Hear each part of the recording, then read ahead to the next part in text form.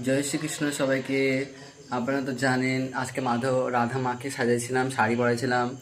এখন বসে বসে বোরিং হচ্ছে না, এখন তো রাধা মাধবের প্রাণ প্রতিষ্ঠা হয়নি, তাই জন্য এখন মাধবকে হলো ভাবলাম কি মোহিনী রূপে সাজাবো।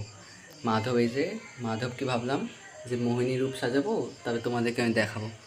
এখন মাধবকে এই যে এই হলুদ শাড়িটা পরাবো, এই হলুদ শাড়িটা পরায় মাধবকে মোহিনী রূপ সাজাবো, তারপরে তোমাদেরকে দেখাবো।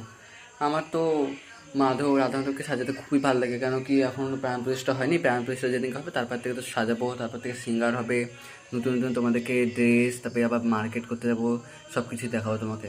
তো এখন চলো মাধবকে হলো মোহিনী সাজাবো, মোহিনী রূপ দিব, তারপরে তোমাদেরকে দেখাবো। এই যে এইগুলাই মাধবকে পরাবো এখন, এই গয়নাগুলাই, এই শাড়িটা দেখো, এই গয়না এই শাড়ি পরাবো, তারপরে তোমাদেরকে আমি ফুল লুক দেখাবো, ঠিক আছে?